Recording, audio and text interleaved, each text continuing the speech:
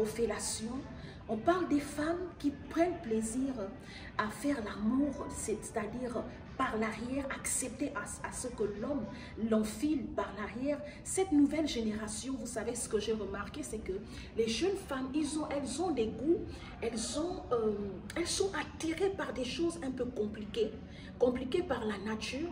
D'accord? Parce que selon Dieu, lorsque Dieu a institué le rapport sexuel, il a recommandé à l'homme et à la femme de le faire dans un certain contexte, dans un certain environnement aussi, d'accord, à un seul endroit. Ok? L'homme, Dieu a doté l'homme d'un appareil, d'un engin masculin. Il a donné à la femme l'engin féminin pour pouvoir se procréer. D'accord?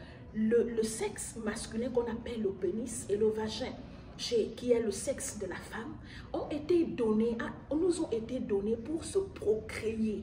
D'accord? C'est le premier objectif pour lequel Dieu a créé ces deux choses en nous. C'est d'abord pour la multiplication, la procréation. D'accord? Il a dit, multipliez-vous et remplissez la terre.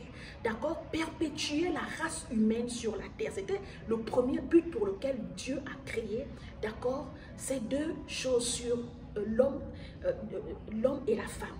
Mais ce qu'on constate aujourd'hui, cette nouvelle génération, d'accord, prend plaisir à utiliser ces deux facteurs, ces deux parties du corps de l'homme, dont on appelle le vagin et le pénis, pour tout simplement satisfaire à leur fantasme, à leur désir, à leur pulsion. Vous comprenez?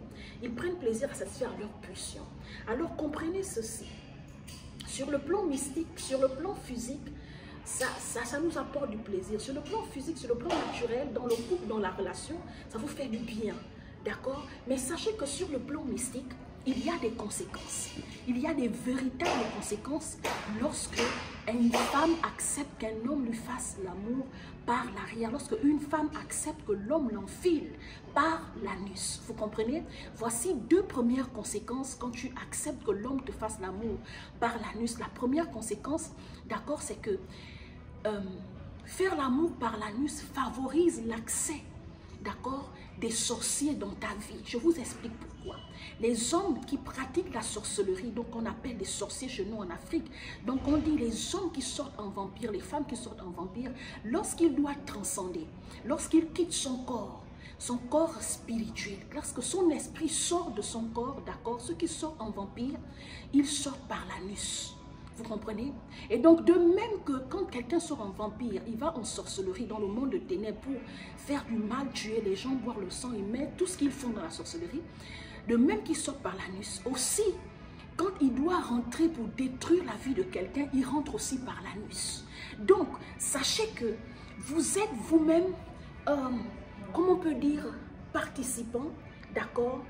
Vous-même, vous favorisez l'accès des sorciers dans votre vie. Est-ce que c'est le seul moyen pour lequel les sorciers rentrent dans la vie des hommes, bien qu'ils opèrent dans la vie des hommes? Non.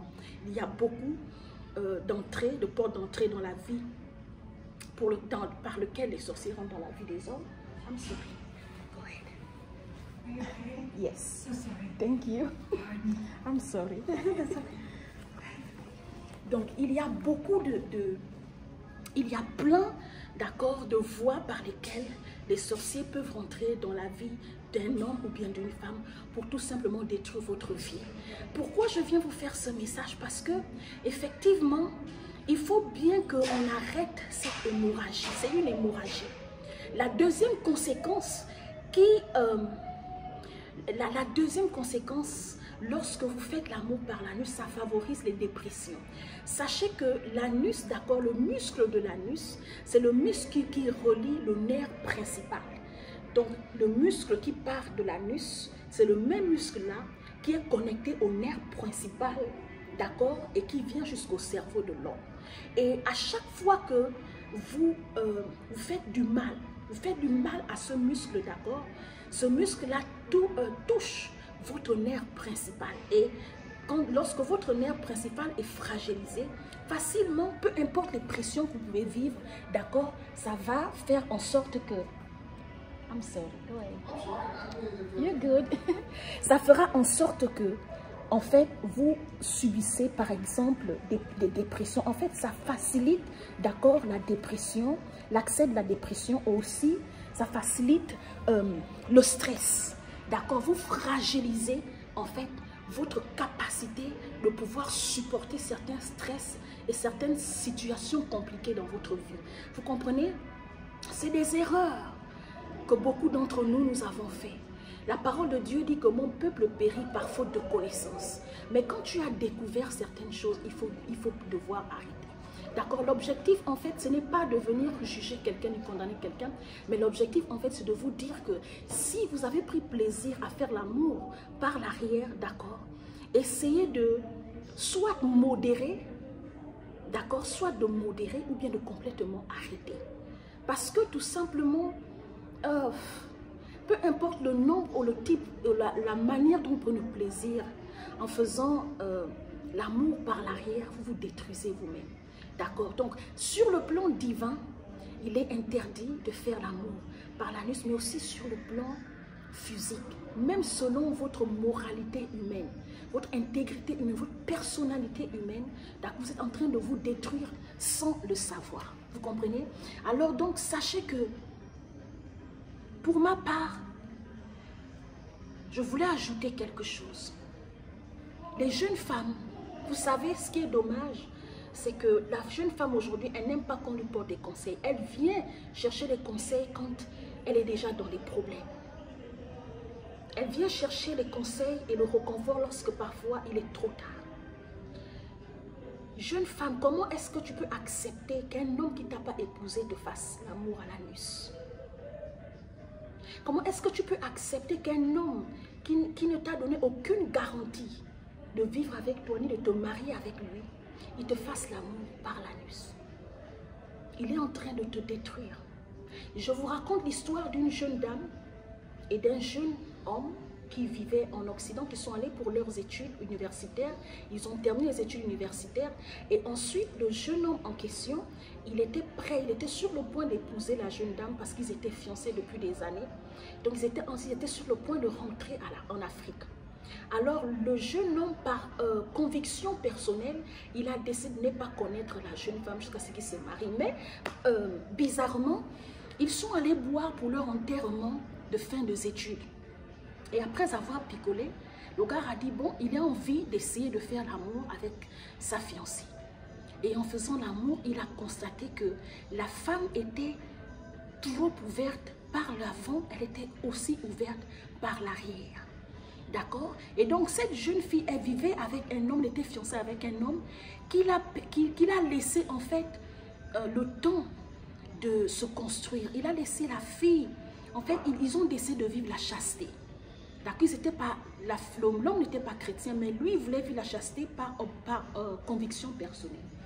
Et alors, quand il décide de faire l'amour, d'avoir des rapports avec sa petite amie, avec sa fiancée, il constate qu'en fait, la fille menait double vie.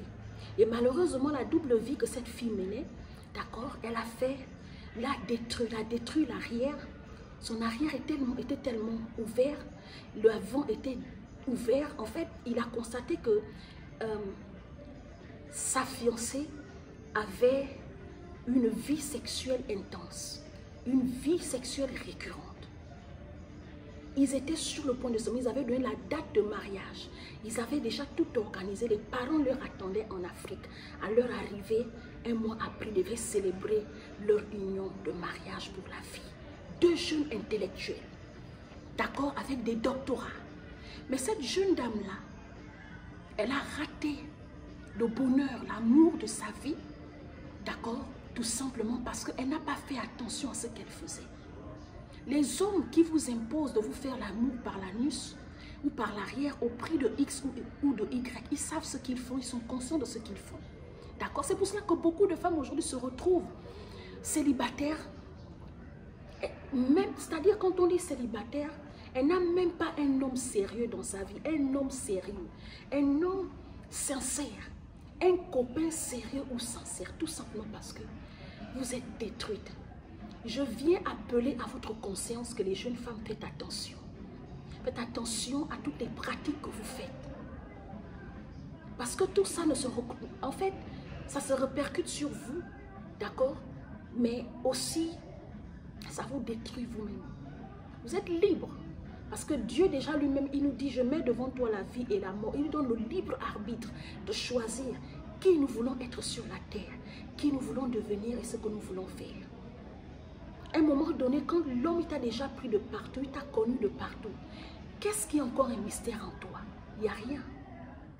Et quand ils vont chercher les femmes dehors, vous leur accusez de tout et de rien. Mais qu'est-ce que tu as d'abord fait? Toi-même, tu as ouvert des portes. D'accord? Que tu t'es pas rendu compte de ce que tu es en train de faire. Donc,